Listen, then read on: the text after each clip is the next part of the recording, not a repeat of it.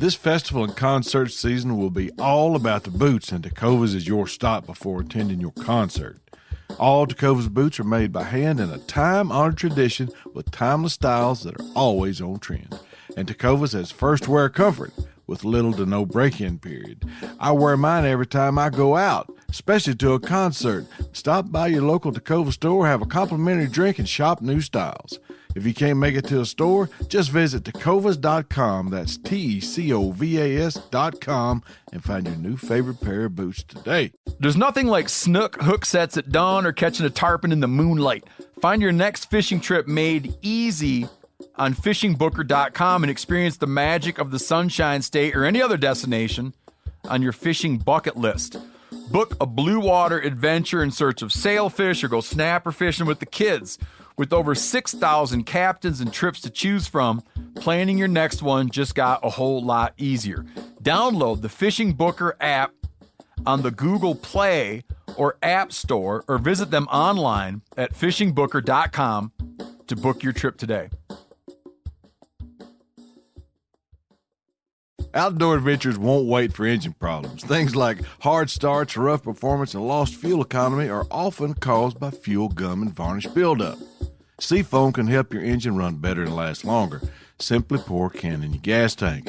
Hunters and anglers rely on Seafoam to keep their engines running the way it should the entire season. I do.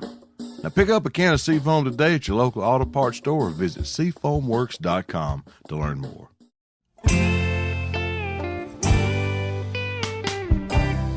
Welcome to This Country Life.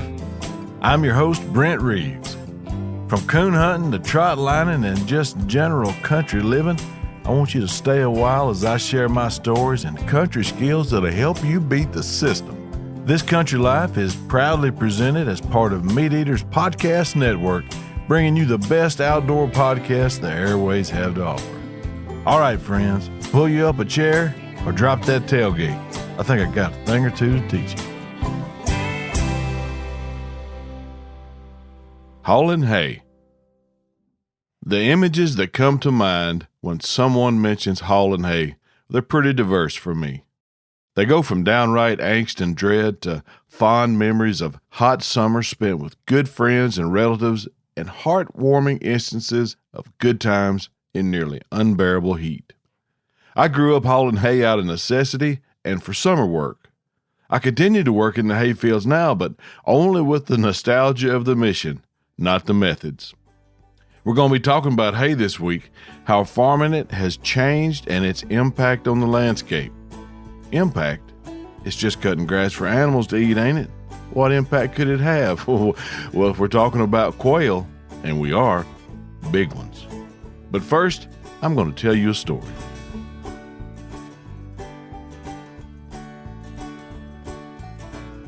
A square bale of hay, which should really be called a rectangle, can average anywhere from 40 to 75 pounds.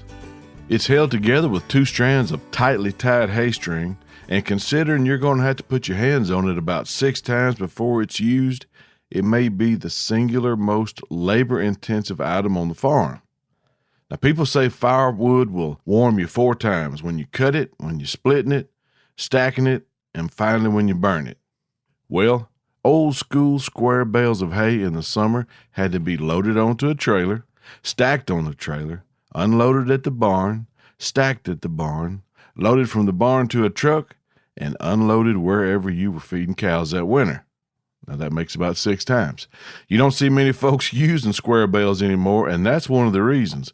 But in the early 80s, they were still very much in vogue. A friend of mine and his parents had cattle just like most of the folks where I grew up, and they needed some help hauling hay. That summer was a bad one. It was beyond hot. It was stifling, take your breath away crazy hot, but everybody knows that if your cows are going to eat in the winter, then there's work to be done in the summer. My friend's dad was paying 25 cents a bale, which would be split amongst the field hands, and that was more than I'd ever made per bale, and incentive enough for me to be there as the dew finished drying in the heat of the morning to get started. My cousin, whose dad was in the military, was staying the summer with us, and he joined me that day. My friend, who still lived at home, wasn't getting a nickel of it, so the quarter per bale would be divided by 2. That's 12.5 cents per bale instead of 8 cents if we'd have had to split it 3 ways. We were going to be rich, if we lived.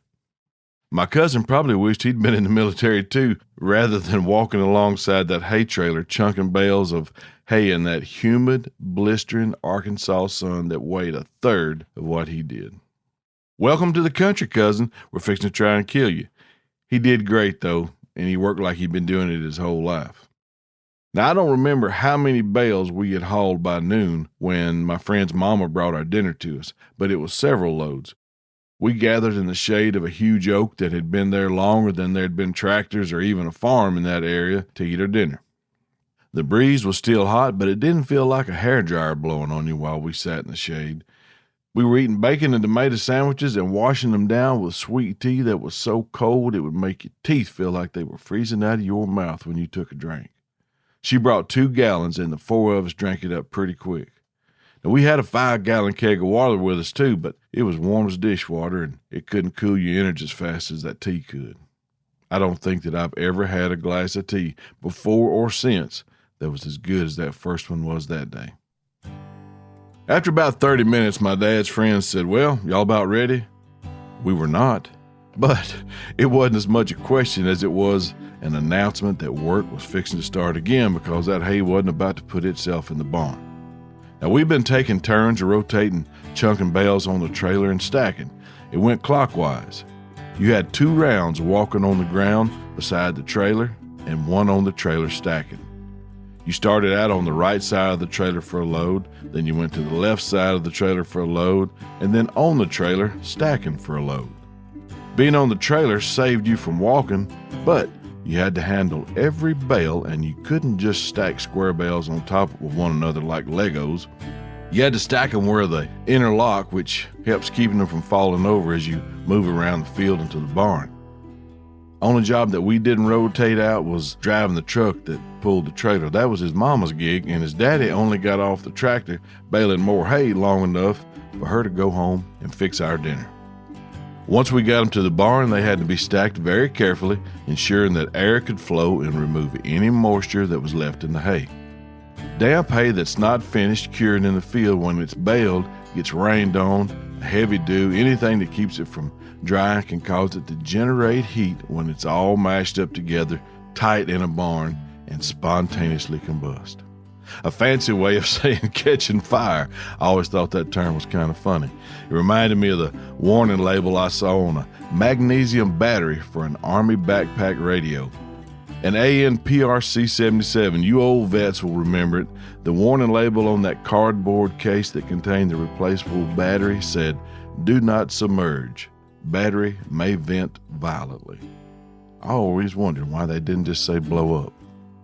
That'll boost your confidence crossing the river toting a radio and spare batteries, knowing that the parts that are all working together to keep your radio man from shooting out through the woods like a Roman candle was built on a government contract by the cheapest bidder. Anyway, the same goes for hay. Water is your enemy, and in more ways than one in the hayfield. We had returned from the barn to the field for another load. We'd hauled a lot of hay, and the end was in sight, but knowing that, it couldn't boost our energy. The sun and the heat had absolutely drained us. We'd all 3 given up wearing shirts not long after we ate, and while only one of us got darker, my cousin and my friend were burnt and looked like a couple of boiled crawfish. We were about a third of the way into that load when we worked by a small farm pond in that pasture. I was on the trailer stacking, and I saw my friend walk past a hay bale that I thought he was fixing to load. He just kept marching, never missing a step or breaking stride as he walked down that pond levee and into that water until his head disappeared beneath that stagnant, algae-colored film that sealed back up when he went under, and it was like he had never been born. Other than a couple of tracks he made in the mud where he walked in the water, there was no trace of him. He was gone.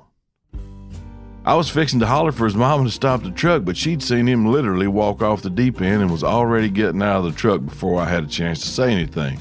She was halfway around the front of the truck before he popped up on the other side of the pond doing the backstroke and smiling like he was swimming on a beach in Hawaii. "Get out of that pond!" His mama was hollering at him, and it made him nearly jerk a crick in his neck. It was like he had lost all sense of where he was, and her voice had brought him back into the stark reality of floating in a festering pool of contaminated water that was the only water warmer than what we'd been drinking out of that jug. He walked back up the pond bank, grabbed that bale of hay he'd passed earlier, and went back to chunking hay like nothing had happened. His wet blue jeans commenced to rubbing the insides of his legs. The longer he walked, the worse it got, and he still had to finish out that load and then walk another one before it was his turn to ride and stack. Now, my cousin and I both tried to swap out with him, but he wouldn't have it. He was halfway through his round on the left side of the trailer, walking like he was trying to stay straddle of an electric fence when he told his mama to stop the truck. It was his truck, and he'd asked her to hand him a necktie he'd taken off after church and stuck in the glove box. Now, we all thought the heat had gotten to him again, so he had to ask her twice to hand it to him. She did, and he walked out of sight from her and dropped his wet britches low enough to where my cousin and I could see how raw the inside of his legs were from walking in those wet blue jeans. His nether regions were as galled as anything I had ever seen in my life. The hide was gone from everywhere, and I don't know how he was walking. I also didn't have any idea what he was fixing to do with that necktie, but I wasn't about to turn away and miss it. He'd taken his pocket knife and cut his wet drawers off, and then took his Sunday necktie and fashioned himself an athletic supporter that defied human engineering. To this day, I have yet to see a more thoroughly thought out and functional field expedient answer to anything. When he finished, he buttoned his breeches back up, and we hauled 2 more trailer loads before we quit for the day. I know with every step he was in continuous burning pain because he said, "Every step I take burns and hurts." He also knew he couldn't quit because there was no one to take his place. He didn't have anywhere to quit to anyway. That was his family's farm, and unlike me and my cousin, he was working for room and board. He also knew that he had to do something to be able to continue. We finished and was settling up with his dad when he came out of the barn with that tie in his hand, working on loosening up a knot he'd tied in it. I said, "Why are you working on that knot? Just throw it away." He looked at me like I was crazy. "Throw it away? That's one of my good ties." And that's just how that happened.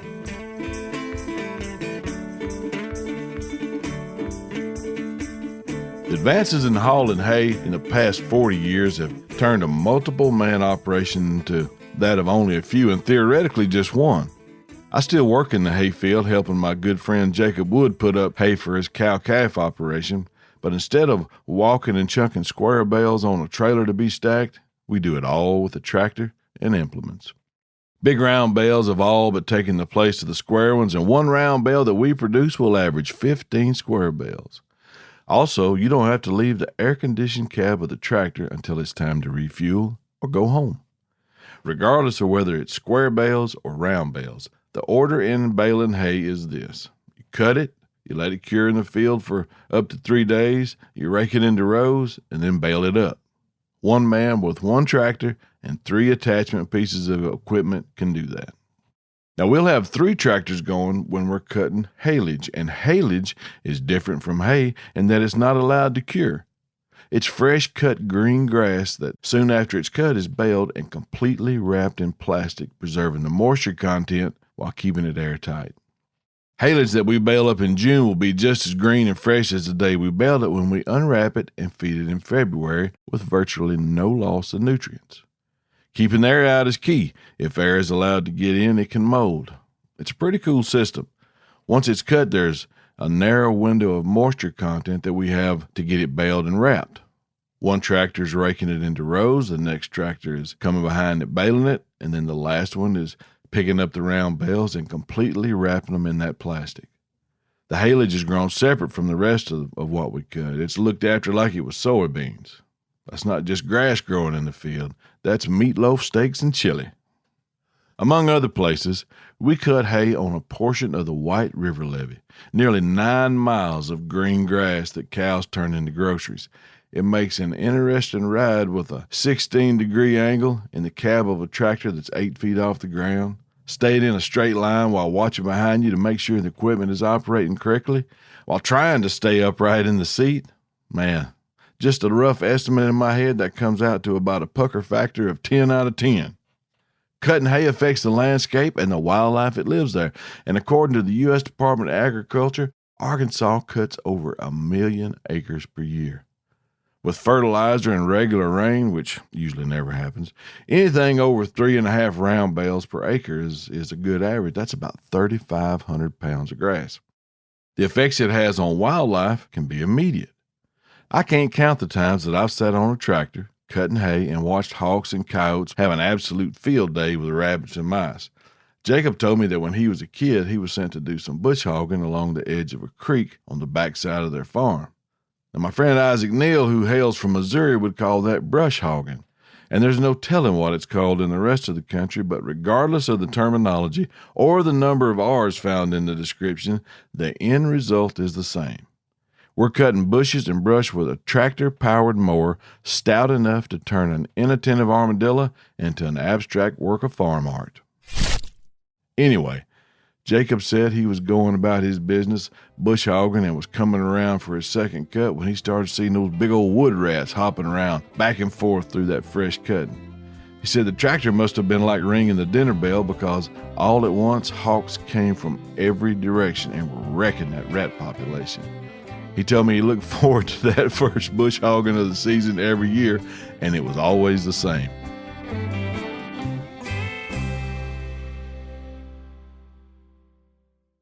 This festival and concert season will be all about the boots, and Tecovas is your stop before attending your next concert. Tecovas has seasonal and limited edition offerings this spring, including men's and women's boots, apparel, hats, bags, and more. All Tecovas boots are made by hand in a time-honored tradition with timeless styles that are always on trend. And Tecovas has first wear comfort with little to no break-in period. It's hard to find this level of comfort paired with this level of style.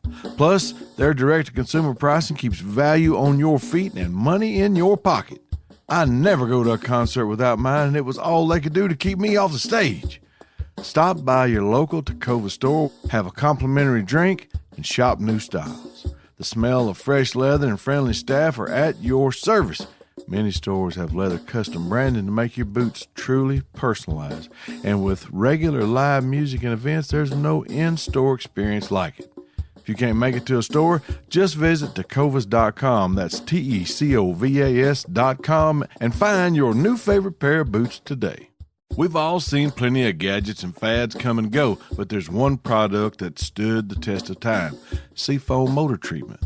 Now, lots of hunters and anglers know that Seafoam helps engines run better and last longer. It's really simple. When you pour it in your gas tank, Seafoam cleans harmful fuel deposits that cause engine problems. I'm talking stuff like hard starts, rough engine performance, or lost fuel economy. Seafoam is an easy way to prevent or overcome these problems. Just pour a can in your gas tank and let it clean your fuel system. You probably know someone who's used a can of Seafoam to get their truck or boat going. You do know someone. Me. I've been using it for years. Really. People everywhere rely on Seafoam to keep their trucks, boats, and small engines running the way they should the entire season.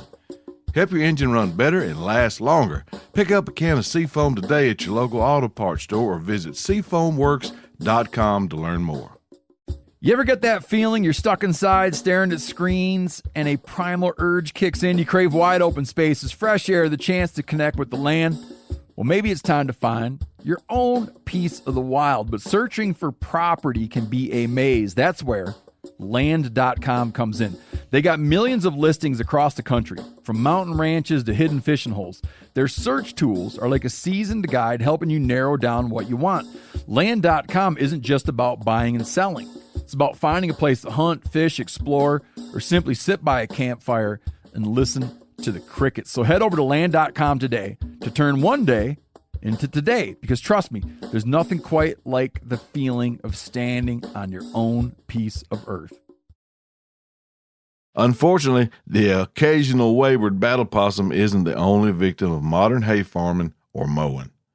The first cutting of the season usually coincides with the arrival of white-tailed fawns on the property, and knowing something about where they like to hide while Mama's out doing her chores is essential in avoiding fawn tractor accidents that will 100% of the time be a worse outcome for the deer. Here's how we avoid it. Since does like to leave their fawns on field edges, we'll cut inside those edges a full width of the hay mower, watching for movement and looking for bedded fawns. 9 times out of 10, they're going to bolt out to safety of the woods, and we never see them anyway. The other time, we're going to see them and either go around them on the next pass or shoo them off into the woods if they don't leave on their own. Now, Brent, don't you feel bad about ruining their hiding place? No, I don't. I would if that was the only place to hide in the woods, but it ain't. On the other hand, cutting hay exposes and stirs up the insects, and just like raptors and coyotes will work on the mice, anything and everything that eats bugs will be out having a picnic. Hen turkeys with poults, sow coons with kittens, bats, you name it. They're all out there reaping the rewards. And don't forget the deer. They'll be out in strength in a day or two to eat the tender regrowth of grass that was covered up before the hay got cut. It also allows them to be able to see other predators that would have been slipping around trying to make a meal out of them. Now, down here where I grew up, or up here, depending on where you're listening from, the bobwhite quail was king. Quail hunting was something nearly every hunter did, and if they didn't have a good bird dog, they knew someone who did. I remember a portrait of a black and white setter that hung in our living room for the majority of my childhood. It was a Christmas gift from us to my dad, and he loved it like dads do, even though he was a 100% dyed-in-the-wool pointer man. For you that don't know, the setters have long hair and pointers have short hair. Cockleburs and briars here would wreck a setter's coat in the native grass understory of where birds like to be, and while the setters were good dogs, the aggravation of combing or cutting burrs and broken knotted lengths of briars and bramble out of a dog's hair, it ain't fun for either one of us. It was a culmination of time and the changes in farmland utilization that sent the bobwhite quail into a downward spiral here in the southeast. In an area known as the fescue belt that covers a large portion of the eastern half of the United States, the propagation of fescue-type grass was beneficial to hay producers and detrimental to the ground-nesting bobwhite. Fescue grows like sod in your yard. It grows evenly across the landscape. That produces more grass per acre, which is good. But if you picture in your mind your yard, if it had small bare runs that were almost void of grass that crisscrossed over the property, like a diagram of the veins in your body, well, that's what the pastures look like when they just had native grass growing in them. The native grass grow in clumps, and they're separated by a few inches between each clump, leaving little avenues of travel for the quail to get around in. Now, I know that don't sound like much, but considering a fresh hatched baby quail is about the size of your thumbnail, the difference in that gap being there or not is the difference between life and death. We're talking about a fragile creature that when they get up and start moving around, if they can't stay dry or avoid getting wet from the morning dew, they could get hypothermia and die. The native grasses also provided an overstory that hid the quail as they fed around and it hid them from their predators. There's give and take in farming. Thankfully, there are some folks who recognize these issues and are working hard to provide suitable habitat solutions for a resurgence of Arkansas's quail population.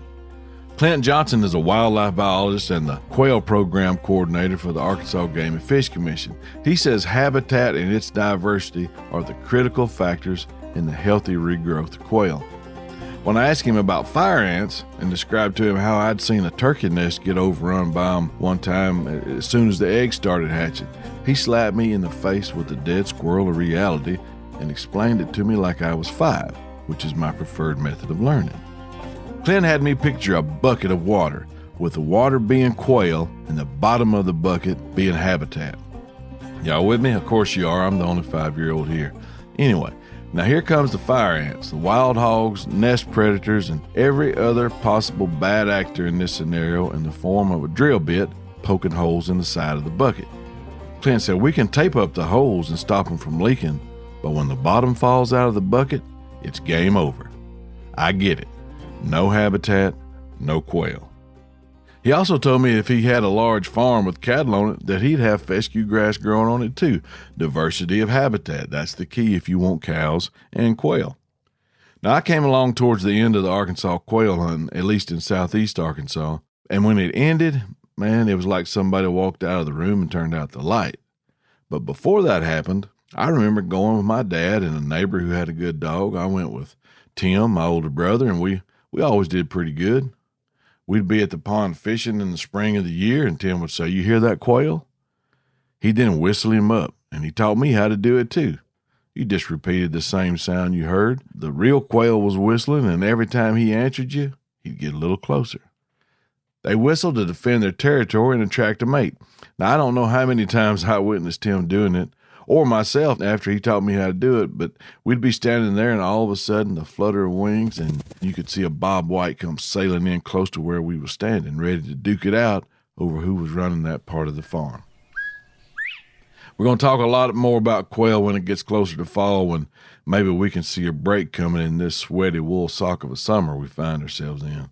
But I told Clint Johnson that same story about how there were quail when I was younger, and then they seemed like they started going downhill pretty fast. And he quoted a lot of reference material on how folks had been saying that starting after the Civil War, pretty well coinciding with the advent of mechanized farm machinery, a steady decline over the past 160 years ago. Well, I remember there being what I thought were a lot, dadgum. How many were here in the heyday? Here's an example Clint shared with me. During the winter of 1818, a man by the name of Henry Schoolcraft was kicking around in North Arkansas, seeing the sights, making friends with Native Americans, and living off the fat of the land. He wrote a journal and talked about there being so many quail crawling around that they didn't even shoot at them because there wasn't no sport in it. I think my conscience could stand a couple of days of that, seeing as how my favorite breakfast of all breakfasts is a fried quail, eggs, taters, biscuits, and gravy. Man, it don't get no better than that. I hope the quail come back, but old Clint and folks like him, they can't do it by themselves. It's like anything else. It takes a group of folks working toward a common goal to accomplish anything big. There's lots of good stuff in the Arkansas Game and Fish Commission website about quail and how to manage habitat for them. It's free and it's available to everyone. No kidding. It's really, really good. There's a whole team of private land biologists at the Arkansas Game and Fish Commission that will come to your land and help draw up a plan to enhance the wildlife hunting and viewing opportunities on your property. I bet where you live, either through the County Extension Service or your state's Department of Natural Resources, that there's a similar group of people to help landowners too. They can't help you if you don't ask, and the squeaky wheel will always get the grease. Now, I definitely prefer the style of hay hauling I do now as compared to what it was like when I was a kid. But I have no doubt that there's a farm boy somewhere riding around in his daddy's tractor wishing he was somewhere else, while listening to the satellite radio and controlling the temperature inside the tractor like he was sitting at home. It could always be worse, Junior. You could be out there hauling hay without a tie. Thank you so much for listening. I appreciate it. If you have the opportunity, share this with someone that you think might like it. You folks be good to one another, and that's about as country as it gets. This is Brent Reeves signing off. Y'all be careful.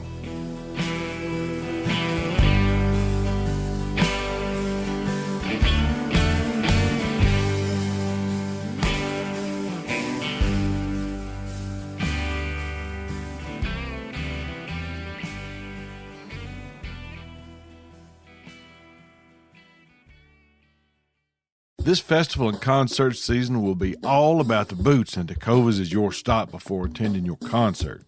All Tecovas boots are made by hand in a time-honored tradition with timeless styles that are always on trend. And Tecovas has first wear comfort with little to no break-in period. I wear mine every time I go out, especially to a concert. Stop by your local Tecovas store, have a complimentary drink, and shop new styles. If you can't make it to a store, just visit tecovas.com, that's TECOVAS.com, and find your new favorite pair of boots today.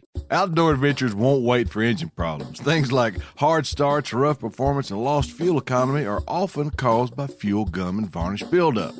Seafoam can help your engine run better and last longer. Simply pour a can in your gas tank. Hunters and anglers rely on Seafoam to keep their engines running the way it should the entire season. I do. Now pick up a can of Seafoam today at your local auto parts store or visit SeafoamWorks.com to learn more.